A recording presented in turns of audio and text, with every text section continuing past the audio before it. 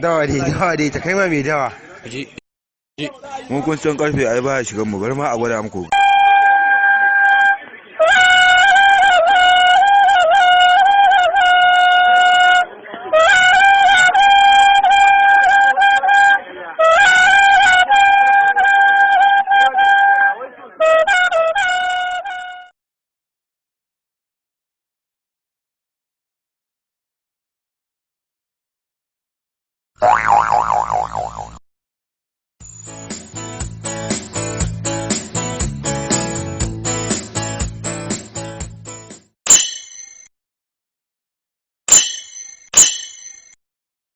Da baka jin karfe mu da muka kashe Audu kyankyan da bulo.